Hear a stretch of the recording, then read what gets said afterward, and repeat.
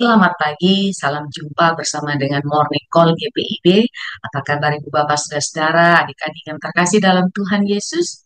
Bersama kita akan masuk dalam renungan pagi hari ini bersama dengan saya Pendeta Melani Trisamasi. Sebelum kita membaca Alkitab dan masuk dalam refleksi di pagi hari ini, saya mengajak kita semua untuk berdoa. Mari kita bersatu dalam doa. Allah sumber segala kehidupan, kepadamu kami memohon tuntunan sehingga kami mampu membaca, mendengarkan, serta merenungkan kebaikan-Mu ya Tuhan, yang semestinya juga kami nyatakan dalam perbuatan-perbuatan. Tuntun kami ya Roh Kudus, sehingga terang-Mu itu menerangi hati kami dan pikiran kami. Dalam nama Kristus kami berdoa. Amin. Ibu Bapak, Saudara-saudara, adik-adik, sahabat GPIB. Pembacaan Alkitab di pagi hari ini diambil dari kitab Mazmur, pasalnya yang ke-24, ayat 1 sampai dengan ayat yang ke-6. Saya akan membacakannya bagi kita semuanya. Demikian.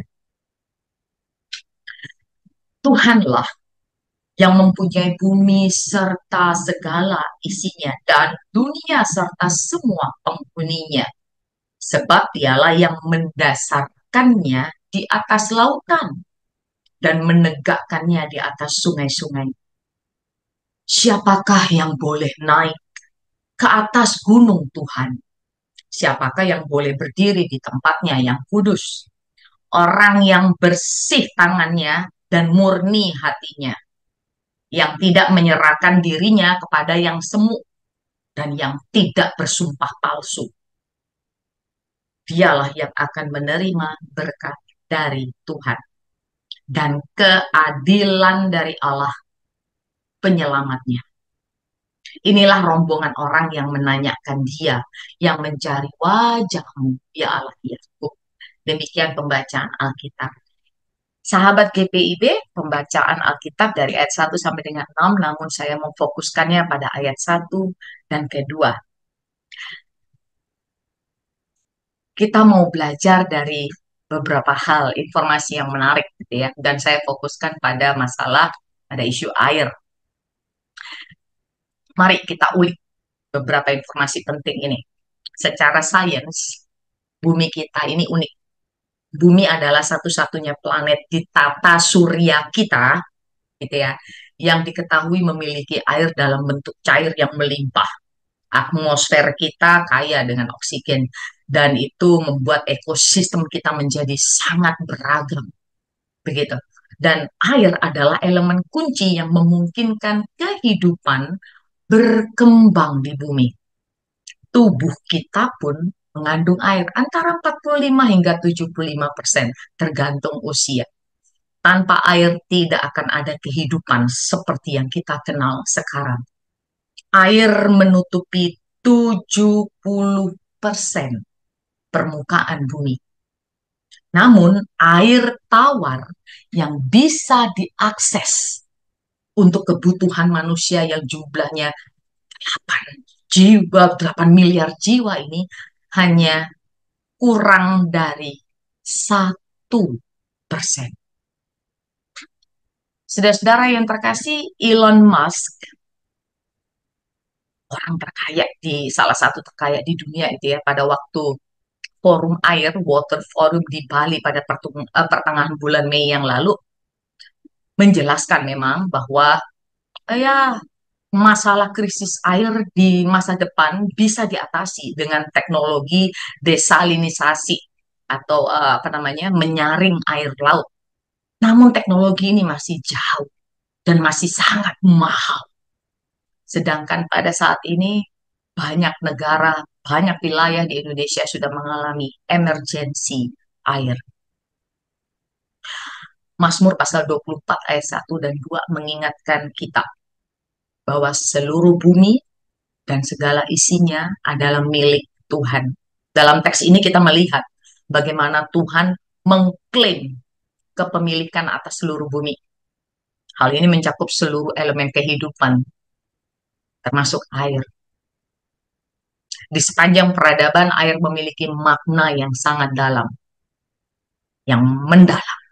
Dalam Alkitab misalnya, air dipahami sebagai sumber kehidupan dan simbol dari berkat, serta hubungan perjanjian antara Tuhan dan umatnya. Hujan yang melimpah dianggap sebagai ekspresi berkat dan persetujuan ilahi gitu ya.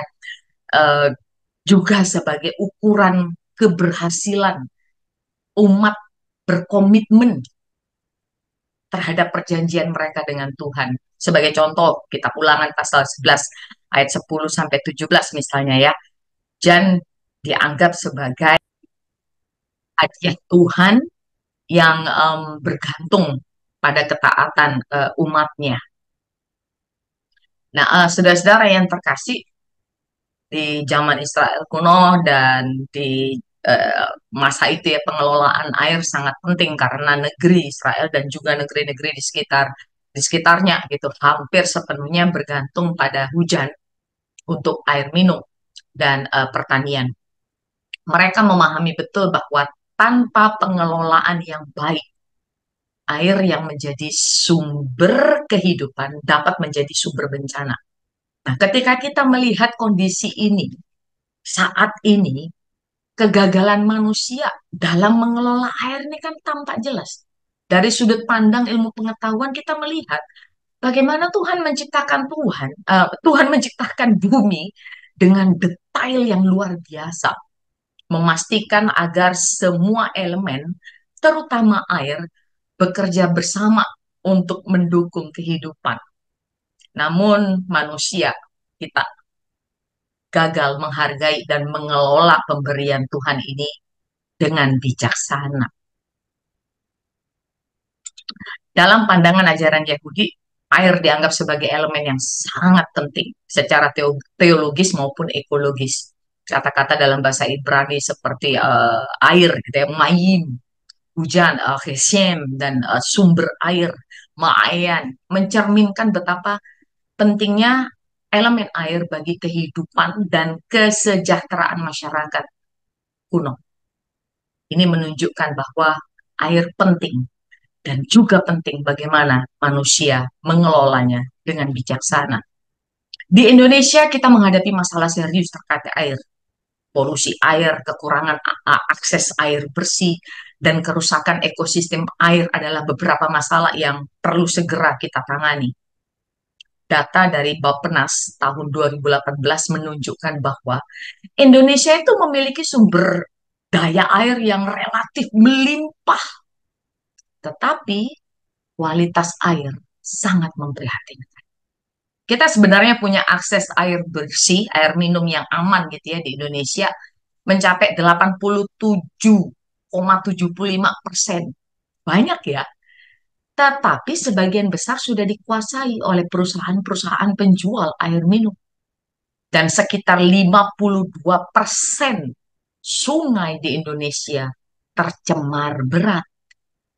Dan ini menyebabkan masalah kesehatan dan lingkungan yang serius.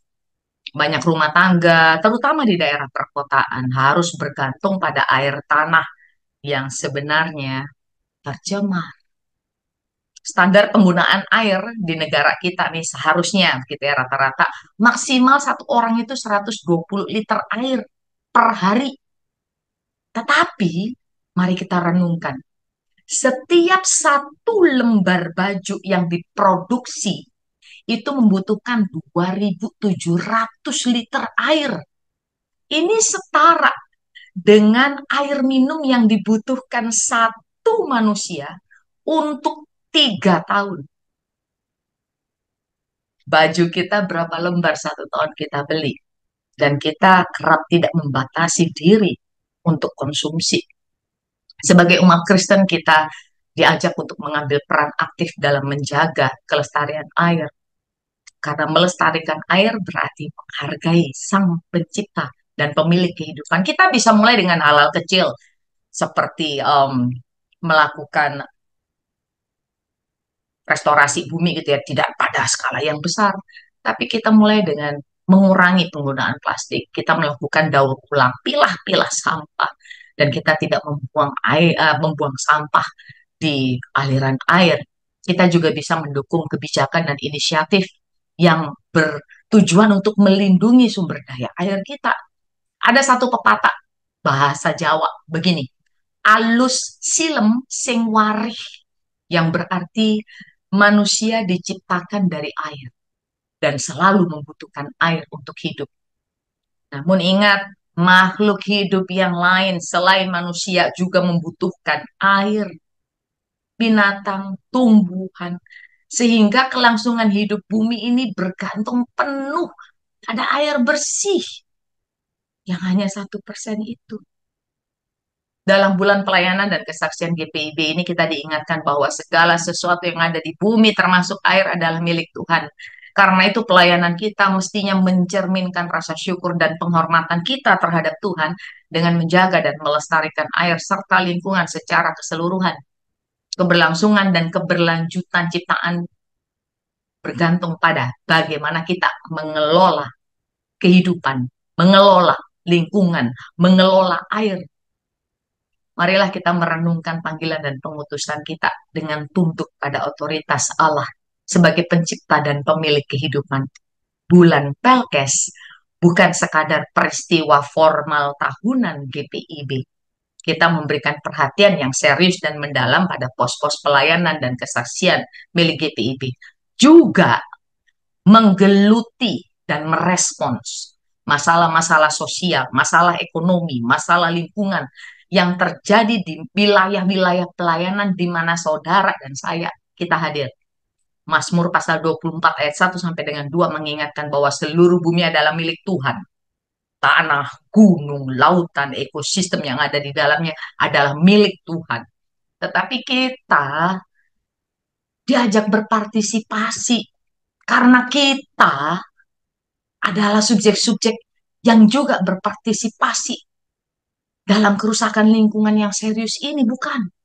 Kristus sudah menebus seluruh ciptaan. Sebagai gereja, kita diajak untuk berpartisipasi dalam karya keselamatan Allah bagi seluruh ciptaan. Salah satunya adalah menjaga kelestarian air. Pertahankan mata air yang ada di kampung saudara, di desa saudara, di gunung saudara. Pertahankan itu.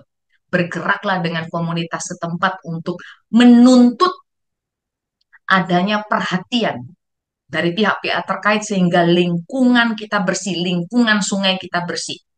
Tahan diri kita, tahan diri saudara untuk membeli baju baru yang tidak terlalu dibutuhkan. Pastikan ada siklus air bersih di pemukiman saudara, misalnya dengan sistem biopori yang paling sederhana. Tindakan-tindakan ini merupakan pelayanan dan kesaksian kita. Anak-anak kita jangan lagi mewarisi perilaku yang tidak bertanggung jawab terhadap keberlangsungan dan keberlanjutan ciptaan ini. Bersyukur atas ciptaan Tuhan mestinya ditunjukkan melalui karakter-karakter, kerendahan hati, kesederhanaan, kepedulian, dan sikap mau tahu dengan kondisi saat ini.